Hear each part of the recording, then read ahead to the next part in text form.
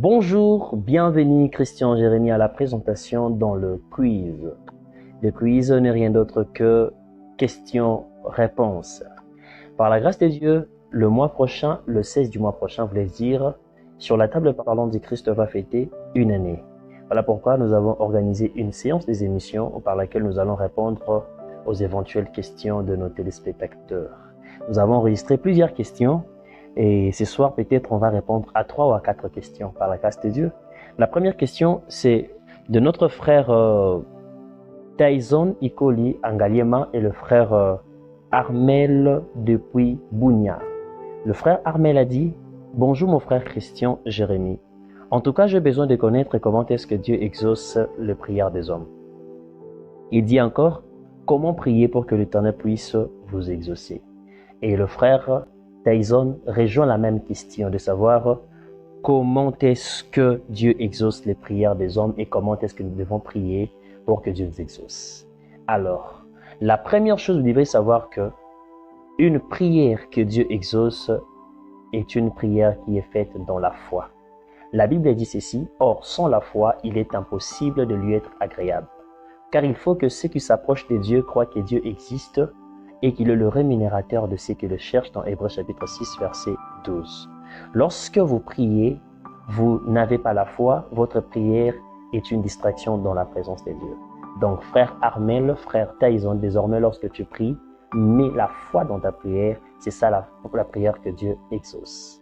Non seulement ça, Dieu exauce aussi des prières qui sont faites au nom de Jésus.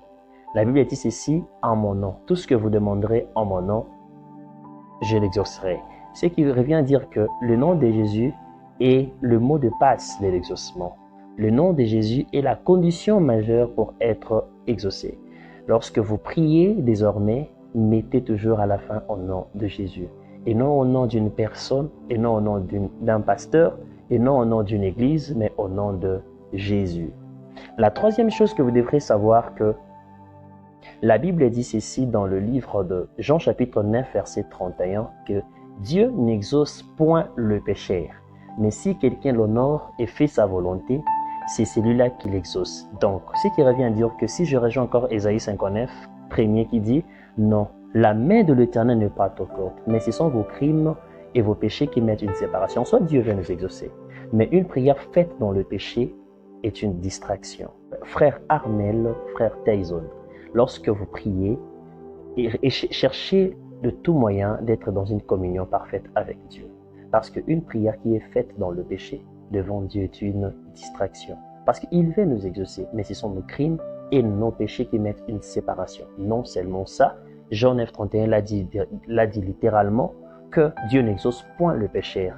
Mais si quelqu'un l'honore et fait sa volonté, dans la condition pour être exaucé, il faut honorer Dieu. Alors, la deuxième question posée est comment prier que Dieu puisse vous exaucer. Je pense que je viens de l'expliquer. Il faut prier dans la foi, il faut prier au nom de Jésus, il faut prier dans la sanctification. Donc ce sont les 3 éléments qui vous permettent à être exaucé. Parce que sans la foi, il est impossible de lui être agréable. Sans le nom de Jésus, le nom de Jésus, je l'ai défini comme le mot de passe de l'exaucement parce qu'il a dit en mon nom. Tout ce que vous demanderez en priant en mon nom, croyez que vous l'avez reçu et vous le verrez s'accomplir. Et la sanctification dans la prière est comme aussi le go qui vous permet à être exaucé. Sans plus tarder, je rejoins rapidement la sœur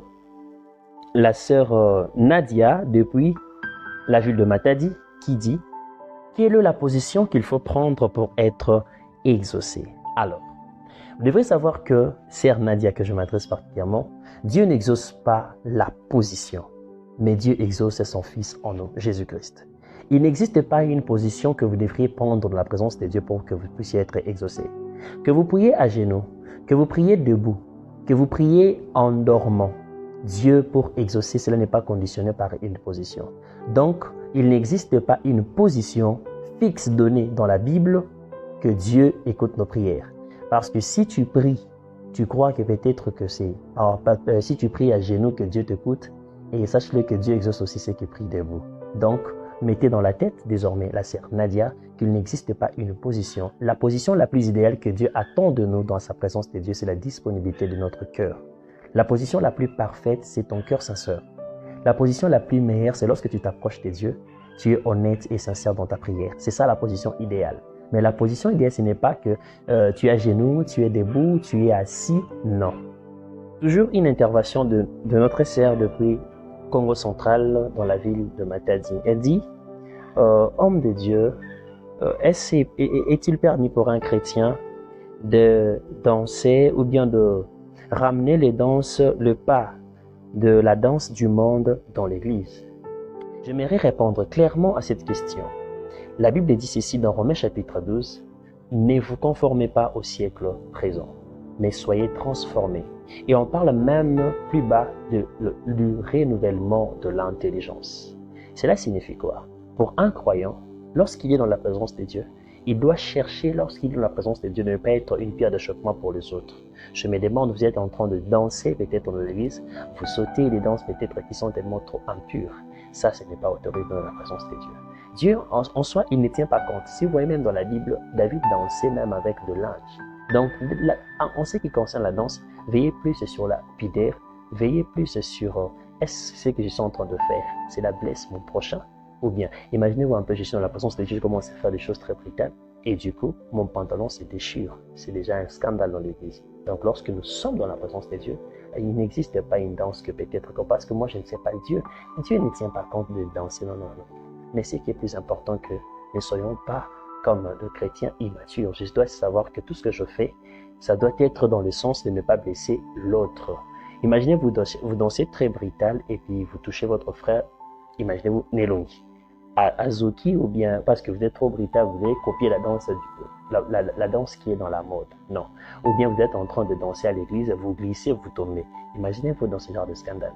Ou bien vous êtes en train de danser dans la présence de Dieu, mais vous dansez des danses impures, peut-être danses que le musicien mondain danse, les danses que vous savez vous-même comment est-ce que ce genre de danse est. Moi, je me demande, est-ce que Dieu attend de vous que vous dansez peut-être pour faire bouger si c'est quoi?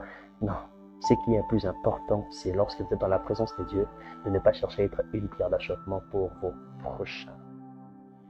Ça n'est fini aujourd'hui, par la grâce de Dieu. Je pense que nous avons reçu beaucoup de questions. Si nous nous mettons à répondre aujourd'hui toutes les questions, ça sera radicalement impossible. Et je crois que Dieu nous fera tellement du bien. Et merci de nous avoir suivis de partout où vous êtes. Que Dieu vous bénisse abondamment. Donc, soyez connectés pour la nouvelle séance de cette émission. Et sur quiz, je pense que nous allons répondre à toutes vos éventuelles questions. Pour ceux qui n'ont pas écrit, nous vous prions, même dans les commentaires, même après, écrivez-nous. Nous allons répondre à toutes vos questions.